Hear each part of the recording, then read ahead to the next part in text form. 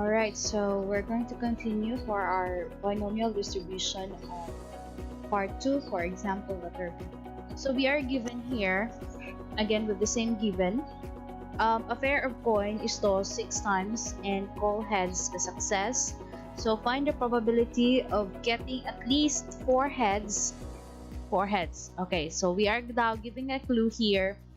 So we have a clue that we are we are need to get at least 4 heads. So when we say at least 4 heads, um,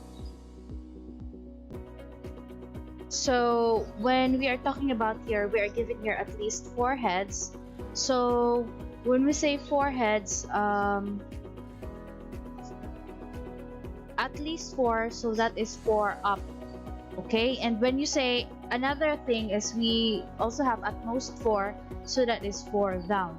So what do you mean by this? When we are talking about at least 4, given that we are in need to toss the coin 6 times, so when we say 4, at least 4, so that would be 4, 5, and 6. Okay, and when we say at most 4, so 4 is the greatest, so we have 4, 3, 2, and 1. So again, please do not be confused with the difference between the at least and the at most. So at least that is 4 up, so we have only up to 6 because there are only 6 times that you're going to toss the coin, and then at most 4, that is 4, 3, 2, 1.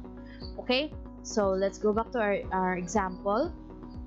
So we have now so that's why we have here K, that is 4, 5, or 6 heads. So in that, we are going to add those K. So they have different K. So we have 4, 5, and 6.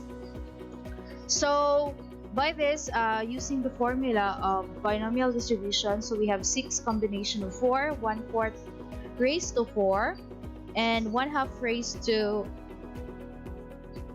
1/2 raised to 4 and 1/2 raised to 6 minus 4. Why did we use again 1/2? Because I'm going to give here the given. So K is equals to 4, 5, and 6.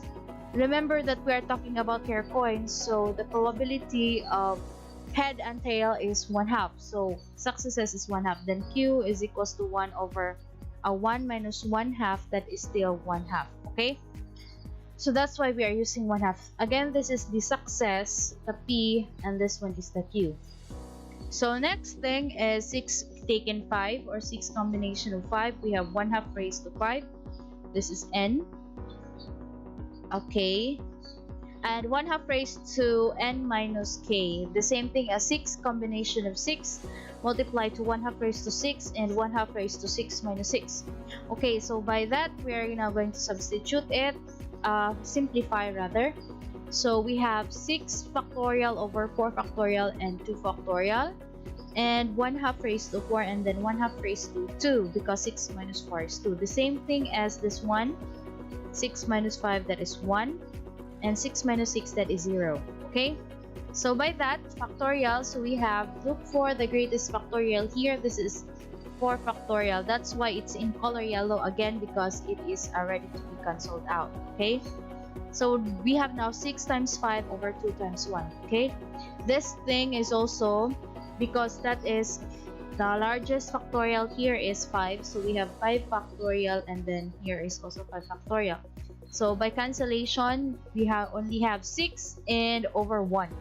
And this thing is also 6 factorial over 6 factorial, that is equivalent to 1. Okay, so there is a correction here in this part, because yes, that is 1/2 raised to 4, that is 1 over 16, that is correct, and 1/2 raised to 2, that is 1/4, that's correct. But in this side, this one, there's a 1, so we are just going to put it below. So plus 6 over 1, that is 6, and multiply to 1/2 raised to 5. 1/2 raised to 5, meaning you're going to multiply 1/2 5 times.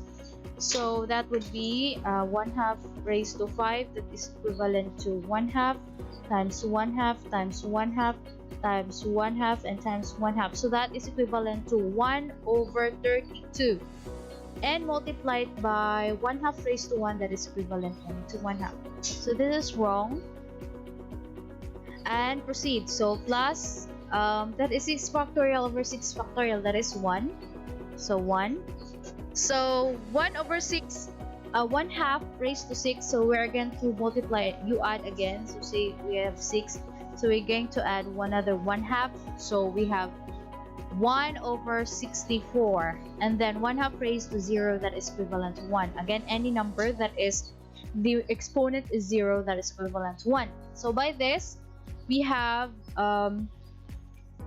15 over 64. Where did you get this 15 over 64? By here. We're going to connect it here. Okay, so this, say for example, this is connected. So 6 times 5, that is 15 over 2 multiplied to 1 over 16 and 1 over 4. Okay, so that is equivalent to we can just simply, where did you get 15? That is 30, I'm sorry. 30. So you can just simply 30 divided by 2, that is 15. Remember, the exponent, the denominator of the whole number is 1. Then multiply to 1 over 16 and then 1/4. So by that, 15 times 1 times 1, that is just equivalent to 15. And then 1 times 16, 16 times 4, that is 64. Yeah, 16 times 4, that is 64. So that's why we have 15 over 64. The same thing as this. Remember, we have this is a whole number, then the denominator is 1. So 6 times 1 times 1, that is 6. 1 times 32 times 2, that is 64. Here is, again, denominator is 1. So 1 times 1 times 1, 1, then 64 times 1, that is 64. So by this, because they have the same denominator, you just add the numerator, which is 15, plus 6 plus 1, we have 22 over 64. And then in decimal form, we have 0.34375. So this is the probability that we can get at least 4. Yes, we can get probability of getting at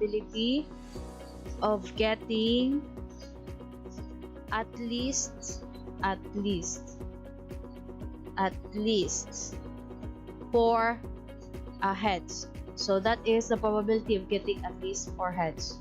Okay, so by this, we have the third example. The probability that a patient recovers from flu is 0.4. So when you say recover, that is a success, positive 1.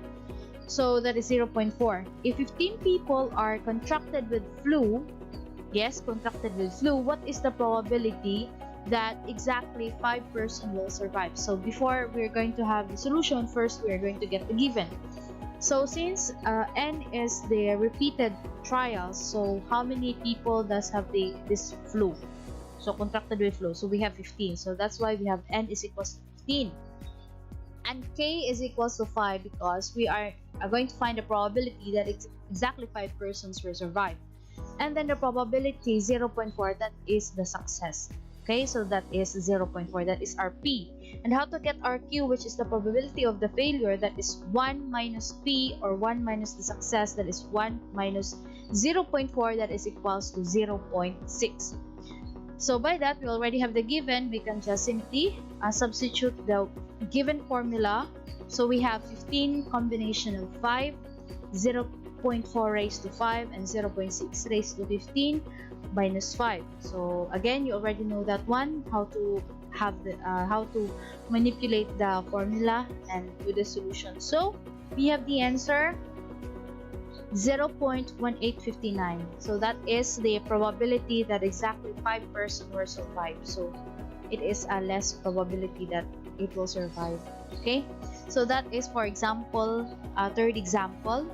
Let's have another. In a binomial distribution consisting of n trials, a success, probability P, the mean, we have the mean here, is equals to NP. N is the number of repeated trials, and P is the success, and the standard deviation of the square root of NPQ. So example letter D, a fair die is tossed 200 times. So 200 times, huh?